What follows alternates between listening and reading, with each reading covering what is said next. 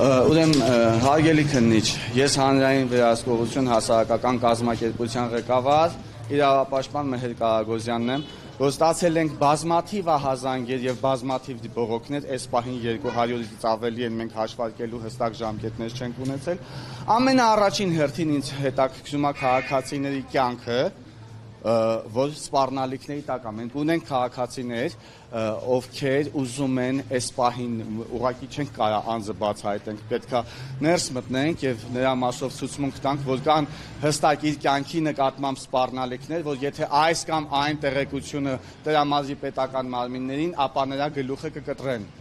Սա մեկ, երկրորդը, մենք ունենք դեպքեր, որ քաղաքացիները գնացել են ինքնավնասումների, մենք ունենք դեպքեր, որ քաղաքացիները արդեն զանգահարել են ինձ եւ տեղեկացել են, քանի որ կորցրել եմ 12 միլիոն դրամս իմ ամբողջ կյանքի վաստակը, ես այլևս չեմ ուզում ապրել այս երկրում եւ գնում եմ ուր որ աչքս կտրի։ Եվ մենք ունենք իրավիճակ, որտեղ քաղաքացիները այս եւ նմանատիպ հանցագործություններից բացարձակապես պաշտպանված չեն։ Այս եւ նմանատիպ հարցերի քննարկման համար ես խնդրում եւ պահանջում եմ ընդունելություն, միևնույն ժամանակ հրապարակային կերպով պահանջում եմ գումարների վերադարձ եւ ֆինանսական իրավունքների վերականգնում, այս ուղղությամբ գործուն քայլեր եմ ակնկալում, որ պետք է իրականացվեն որոշումներ, պետք է կայացվեն քննարկումներ, պետք է արվեն եւ պետք է մենք սերմ ժամկետներում ունենանք հստակ պատասխան, թե երբեն հստակ օր այդ քաղաքացիների գումարները կանգնվելու, վերադարձվելու իրանց։ Լսում եմ ձեզ։ Կներկայանաք նախոր բաժին եք ներկայացնում եւ այստեղ եկել եք նաեւ ընդունելու համար քաղաքացիներին։ Այո։ Ներկայանամ Քննչական կոմիտեի ՀԿԳ քննության գլխավոր վարչության գիբերհանցագործությունների եւ բարձր տեխնոլոգիաների ոլորտում կատարված հանցագործությունների քննության վարչության պետ Շիրազ Գրիգորյան։ Անդրադառնալով մատնանշված հարցերին նախ հարկ եմ համարում նշել, որ Քննչական կոմիտեի նախագահի ամենօրյա ուշադրության կենտրոնում է գիբերհանցագործություններից տուժած անձանց իրավունքները։ Այդ համատեքստում վարույթ իրականացնող մարմինը իրականացնում է համապատասխան ապացուցողական եւ այլ վարույթային գործողությունները հանցագործություն կատարած անձանց հայտնաբերելու, այդ թվում նաեւ հանցագործությունից տուժած անձանց իրավունքները վերականգնելու ուղղությամբ։ Ինչ վերաբերվում է այն հանգամանքին, թե քաղաքացիների տուժող քաղաքացիների իրավունքները պաշտպանված չեն։ Այդ նշված հանգամանքի հետ կապված կարող եմ մատնանշել, որ վարույթ գիբերհանցագործության քննության վարչության քննիչները ձեռնարկում են բոլոր միջոցները տուժողների խախտված իրավունքների վերականգնման համար եւ տուժողների կողմից հասցեագրված բոլոր դիմումները ստանում են իրենց պատասխանները, քաղաքացիները ստանում են ընդունելություն, անհրաժեշտության դեպքում նաեւ իրենց հայտի նոր հանգամանքների վերաբերյալ վարույթ իրականացնող մարմինին հայտնում են նոր տեղեկություններ, որի շուրջ էլ վարույթ իրականացնող քննիչը պլանավորում է համապատասխան ապացուցողական եւ այլ վարույթային գործողությունների կատարում։ Ինչ վերաբերվում է այն հարցադրմանը, որ վարույթ իրականացնող մարմինը պետք է միջոցներ ձեռնարկի տուժած անձանց հանցագործության պատճառված վնասի վերականգնման ուղղությամբ։ Այդ համատեքստում հարկ է մատնանշել, որ քրեադատավարական կառուցակարգերի կիրառմամբ նախ պետք է վարույթ իրականացնող մարմինը բացահայտի հանցագործության կատարող անձանց, որից հետո նոր միջոցներ ձեռնարկի այդ եղանակով շղթան, իսկ որպես քննիչ ձեզ մի հարց հարգելիս, դուք չեք կարծում, որ այս հանցագործությունները նոր հանցատեսակներ են եւ քաղաքացիների իրավունքները չեն վերականգնվում հին օրենքներով եւ հին մեթոդներով։ Չարժի արդյոք նոր ենթաօրենսդրական կետեր կամ նոր լուծումներ, որպեսզի քաղաքացիները հասնեն իրանց իրավունքներին եւ հասնեն արդյունքների։ Այս հանցագործությունների դեպքում այդ ձեր ասած մեթոդները կիրառելու արդյունքում մենք ունենք մի իրավիճակ, որ որևէ քաղաքացու ֆինանսական իրավունքները չեն վերականգնվել։ Դուք կատեգորիկ կերպով նշում եք, որ որևէ քաղաքացու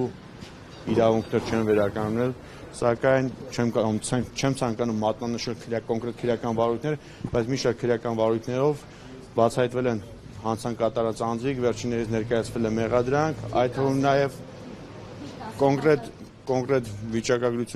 վիճակագրական տվյալները ներկայումս չեմ կարող մատնանշել, բայց հաստատապես կարող եմ նշել, որ մի շարք քրեական վարույթներով բացահայտվել են հանցագործություն կատարած անձինք, վերջիններիս ներկայացվել է մեղադրանք, այդ թվում նաև նախաքննության կատարման ընթացքում վերականգնվել է հանցագործությունից տուժած անձանց հանցագործության պատճառված վնասները։ Պարոն Գրիգորյան, Ներողություն, տուժած քաղաքացիների ո՞ր տոկոսն է կազմում, 0.1, 0.2, թե 10%-ն է կազմում։ Որպես այդպեսին քննչական կոմիտեն նման վիճակագրություն չի իրականացնում, թե որքան տուժող ունենք, որքան տուժողի հանցագործության ինչքան վնաս է պատճառվել եւ ինչքան վնաս է վերականգնվել։ Պարոն Գրիգորյան, տեղեկացանք, որ այս տարի 4-րդ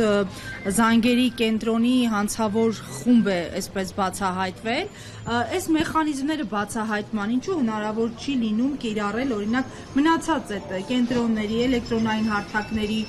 համար ինչն է խանգարում, կա օրենսդրական բազ, կա ինչ-որ գործունեությանը խոչընդոտող հանգամանք օբյեկտիվ, որ չի ստացվում, ասենք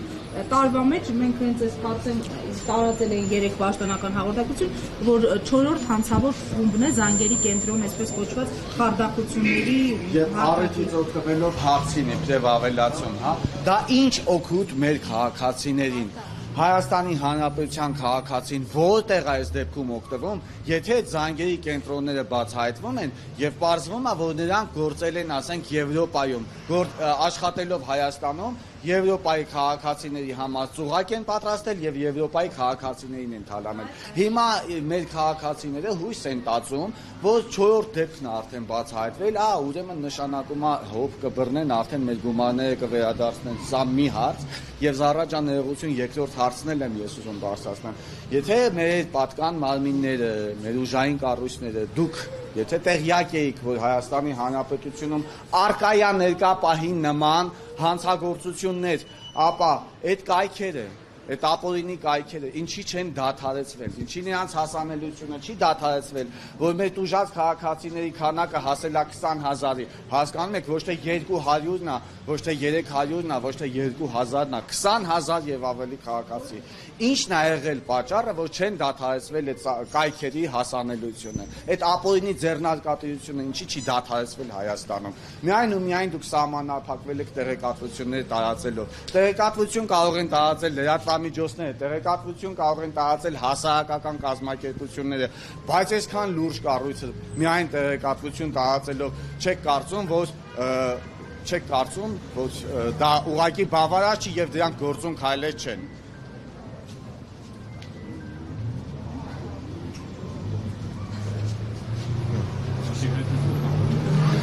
Անդրադառնալով զանգերի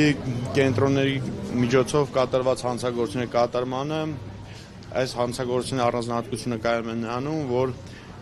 եթե նախաքննության ընթացքում բացահայտվում է զանգերի կենտրոնի գործունեություն, որը իր գործունեությունը իրականացնում է Հայաստանի Հանրապետությունում, ապա վերջիններիցս գործողություններից տուժած անձինք հանդիսանում են արտերկրի բնակիչներ։ Եվ նույնը վերաբերվում է նաև մեր վարույթում իրականացվող քրեական վարույթին, որով ունենք բազմաթիվ տուժողներ, հիշալ հանցագործությունը որպես այդպիսին կատարվում է արտերկրից։ Որպեսզի պայմաններում հանցագործության բացահայտման ուղղված միջոցները թեկուզ եւ կատարում են մեծատավալ ապացուցական եւ այլ վարույթային գործողություններ, սակայն հանցագործության բացահայտումը ինքնին ենթադրում է միմյանց փոխկապակցված մի շարք բանկային գաղտնի կազմող տեղեկությունների ստացում, այդ թվում նաեւ փոխհամագործակցություն արտերկրների գործընկերների հետ, իրավական օգնության շրջանակներով եւ այլ միջոցներով։ Բայց կա ձևավորված պրակտիկա միջազգային փոխհամագործակցության տեսանկյունից այս հարցերի շրջանակում։ Միջազգային փոխհամագործակցության շրջանակներով մենք ուղարկում ենք հանցագործությունից տուժած անձինք, որ մատնանշում են այն կայքերը, որում հասանելիություն են ստացել, որտեղ լրացրել են իրենց տվյալները, այդ միջոցով արտասահմանյան գործընկերները մեզ պետք է տեղեկատվություն տրամադրեն, թե հիշալ եղանակով հանցագործության կատարում իրենց մոտ բացահայտվել է, թե ոչ։ Քանի որ նույն եղանակով, երբ որ մեր մոտ զանգերի կենտրոններով բացահայտվում է հանցագործության կատարում, մենք այդ տեղեկատվությունը փոխանցում ենք արտասահմանյան երկրներին, որպեսզի պարզենք այնտեղից հանցագործությունից տուժած անձանց ինքնությունները, որպեսզի քրեադատաբարական գործիքակազմի կիրառմամբ միջոցներ ձեռնարկենք այդ անձանց իրավունքների, խախտած իրավունքների վերականգնման ուղղությամբ։ Իսկ ո՞նց եք վերաբերվում, որ քննի քննիչը տուժած քաղաքացուն ասում է դե հույս մի ունեցի, չի բացահայտվելու։ Այս մոտեցումներ ընդհանրապես ինչպես պետք է վարվել այս պրակտիկայի վերջը դնելու համար, Հասարակական կոպիտ վերումներ են եղել։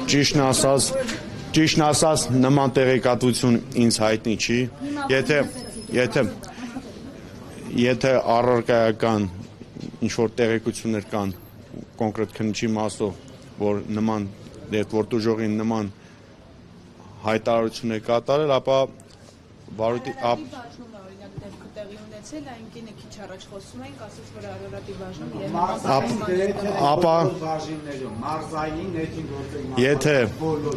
եթե որևէ քննիչ նման աշխատելավոճավորթեգրել, ապա այդ կապակցությամբ դուք կարող եք դիմում հասարակական կոմիտեի նախագահին, քննչական կոմիտեի նախագահին կքննարկի հիշյալ անձին կարգապահական պատասխանատվության ենթարկելու նպատակարարության հարցը։ Բոլորը ժուրնալիստներ են, բայց ես տուժող եմ։ Ես փաստացի փաստեր ունեմ։ Ես 2 տարուց ավել ստեղ դիմում եմ ներկայացրել, դատախազություն ուղարկել են գործել 2 տարուց ավել ես բազմիցս դիմումներ եմ գրել, այ նոր Ալեքսանյանը որ եկավ անգիր ինձ գիտի, բազմիցս դիմումներ եմ գրել, վերջի անգամ ես զանգահարել եմ քննիչին, չի պատասխանել, 10 անգամ զանգահարել եմ, որովհետև ինձ մոտ հայտնվեց տեղեկություն, որ ինձ խաբողը Հայաստանում է, Երևան Սիթիում է, պատահական գրպանի մեջ հեռախոսը միացել է, եւ ես հայկական խոսակցություն, ես կարող եմ ձեզ ներկայացնել դա, ես եկել եմ դիմում եմ գրել, որ հեռախոսը չպատասխանել, եկել եմ այստեղ նախագահի անունով դիմում եմ գրել, ինձ մի ամիս հետո պատասխանել է, տեսեք ինչ եմ, դուք իրավաբան եք, խնդրում եմ ձեզ, խնդրում եմ, ես Հովանես Առիթա Սերգեյ, ես խնդրում եմ։ Եթե չեմ սխալվում, դուք քննչական կոմիտեի նախագահին դիմում եք հասցեագրել։ Այո,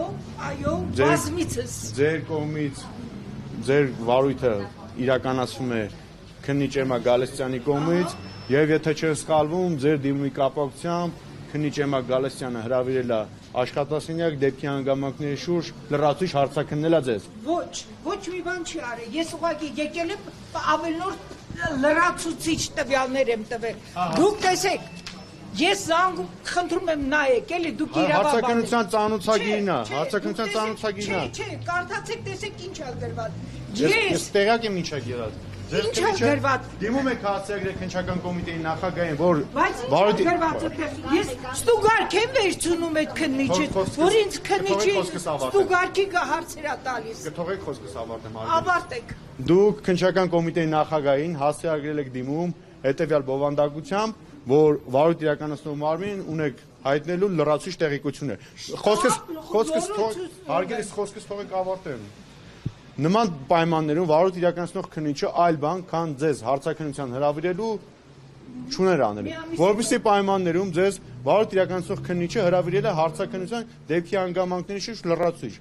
որ դուք էլ ներկայացել եք եւ լրացուցիչ հարցաքննվել եք։ Մի ամիս հետո չեմ եկել, այս այա պատասխանել։ Դուք մի հատ տեսեք ինչ ա գրել է, ծիծաղելի է, դա դպրոցական երեխան ա գրում։ Մի հատ տեսեք ինչ ա գրել։ Ինչ ա գրել, Կարդացեք, ծիծաղացեք բոլորը, որ քննիչը ինձ ստուգարք ա հանձնում, որ հոդվածով ինչեր են անում, հետո ինչ են անում, հետո ոնց են բարևում, ոնց է ստեսություն անում։ Քրեական գործերի մասին այսպես շատ բաց չի կարելի խոսել, էլի։ Միայն մի բան կարող եմ ավելացնել։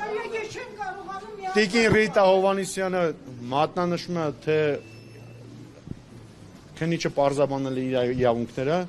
այդ կապակցությամբ միայն կարող եմ ասել, որ դա նախատեսված է քրեական դատավարության օրենսգիրքով, քննիչը կատարել է իր պարտականությունները եւ ծանոթագրում մատնանշել է ՎԿ իրավունքները, դժողի իրավունքները եւ պարտականությունները,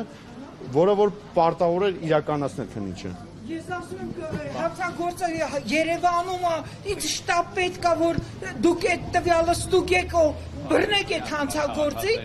Դուք ասում եք մի ամիս հետո Այո, քաղաքացիներին պատրաստ ենք ընդունել։ Հարցաքննություն Բոլորին չէ, սահմանափակ թվով Քանի հոգի մոտավորապես կան։ 5 Չեմ կարծում, որ շատ են էլի, քանիսին կընդունեք այստեղ այստեղ։ 5 քաղաքացիների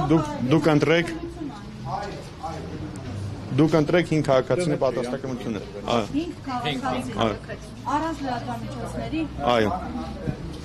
Շնորհակալ։